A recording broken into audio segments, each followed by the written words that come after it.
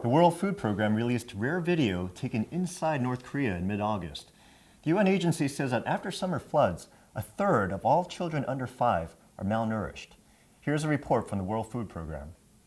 Last winter was particularly cold, and the earlier crop of potatoes and barley was poor, so rations have been cut to a few small potatoes a day per person, almost 1/3 of what they were. To make matters worse, recent heavy rains and typhoons have been wreaking havoc, destroying roads and bridges.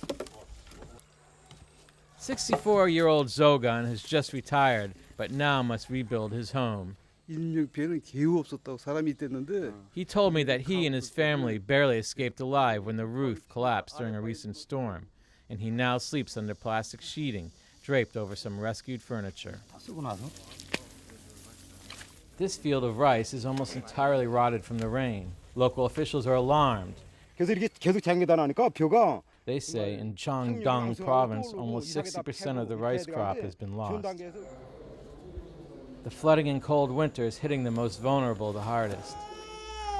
The number of malnourished children being admitted to the Haeju Pediatric Hospital has increased by 50%. Polluted water has brought on diarrhea and skin disease.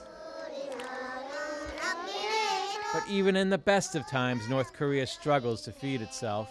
These boys at Haeju's orphanage are old enough to be in high school, but they look much younger. It's the knock-on effect of chronic hunger. There is a very high rate of children and also adults who are actually much shorter than you would expect them to be.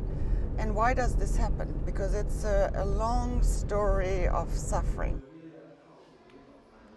These 7-year-olds are staying indoors today. They are too weak to play outside. They will receive an extra meal, but it's not enough. The World Food Program supplies soy to the school, but it's running out.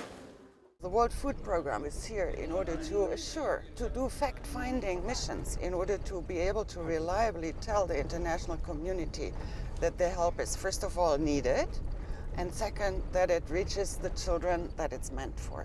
This factory usually produces fortified biscuits for children. WFP supplies the wheat, oil, sugar, vitamins, minerals, and spare parts, but it had to stop production when the wheat ran out. Food is on the way, but it's in a race against time. This ship is carrying more than 11,000 metric tons of wheat from WFP. Some will go to the biscuit factory, so every grain must count. What North Korea can't produce, it must import. And with rising food prices and limited trading partners, it's increasingly dependent on the international community to fill the gap. For Cho and his friends, it makes no difference where the food comes from. What does matter is that the next generation won't be lost to hunger. I'm Jonathan Dumont. Link TV is the only U.S. network dedicated to global and national news, uncompromising documentaries, and diverse cultural programs. Programs which connect you to the world. To learn more, visit linktv.org.